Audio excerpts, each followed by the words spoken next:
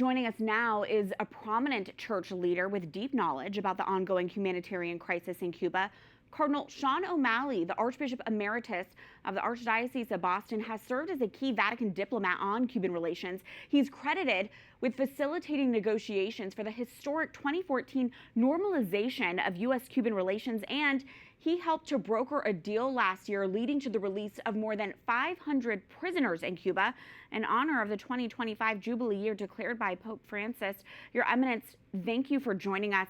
As I mentioned, you have been deeply involved in Vatican U.S.-Cuba relations for many years.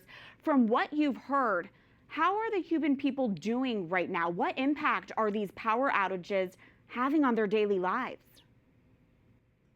Well, of course, Cuba, because of the blockade that has existed for so many decades, depended first of all for aid from Russia, which when that dried up, they became very dependent upon Venezuela.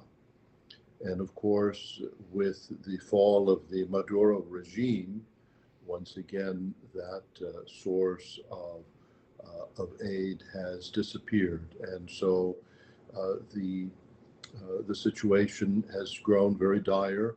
Unfortunately, their whole electrical system is very antiquated and has not been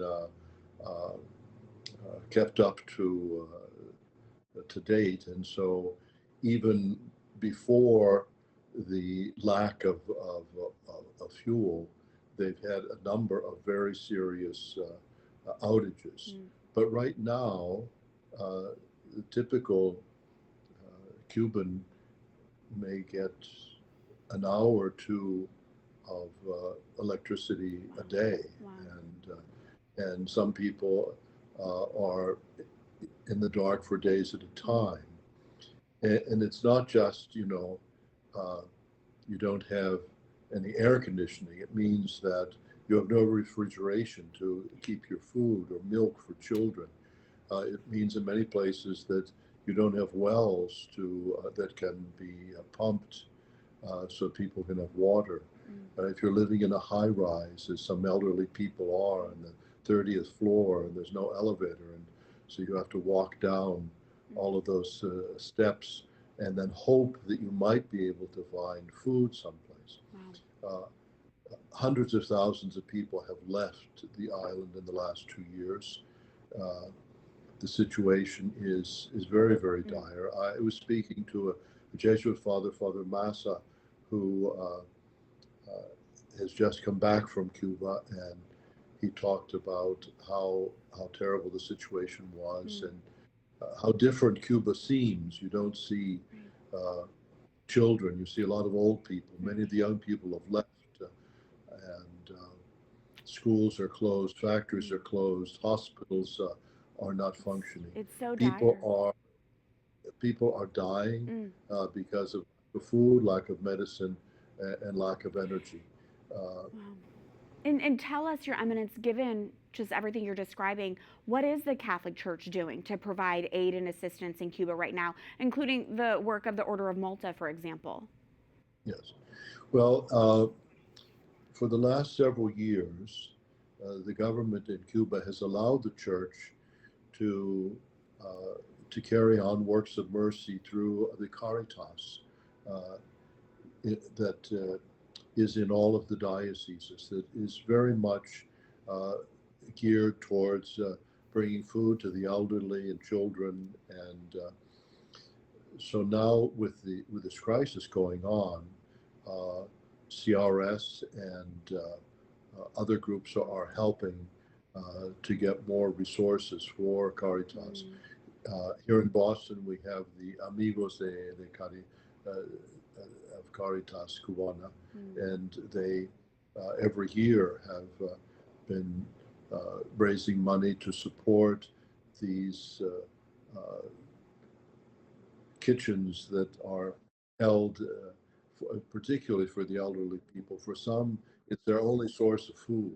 We need to be just praying for the people in Cuba right now. And speaking of the Catholic Church, St. John Paul II, Pope Benedict XVI, Pope Francis, they each made trips to Cuba. What is your understanding, Your Eminence, of how much Pope Leo is monitoring the situation in Cuba right now? And do you foresee our Holy Father making a future trip to the island nation himself?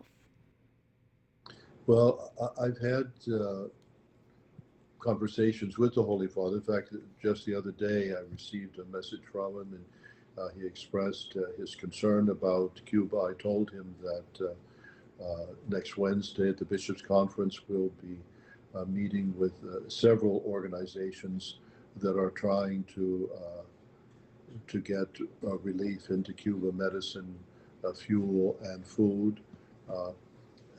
I have no doubt that at some point Pope Leo will visit Cuba. The visit of Pope John Paul II was so historic and really was the beginning of a little bit of space for the church to breathe. Before John Paul II visited Cuba, it was very difficult for Cuban Catholics to practice their faith. If you were under 70 years of age and went to Mass, the police would tell you not to come back, and people were afraid to profess their faith.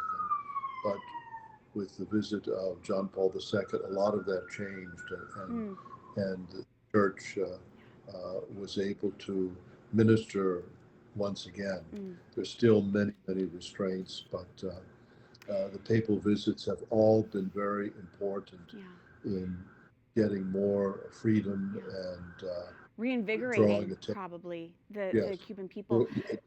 Finally, Your Eminence, in my just final moment with you, if you had to give some advice to the Trump administration right now in its engagement with Cuba, we're hearing they're weighing military scenarios. What would that advice be? Well, I would hope that they would enter into a dialogue and perhaps even try to include some of the Cubans from the diaspora in that dialogue about what could be the way forward. No one wants to see warfare and bloodshed in Cuba, but we also need to be thinking how to avoid this humanitarian crisis, which is taking place there right now. And I know that the government is being pulled in many different directions with the situation in Iran and now the earthquake in Venezuela.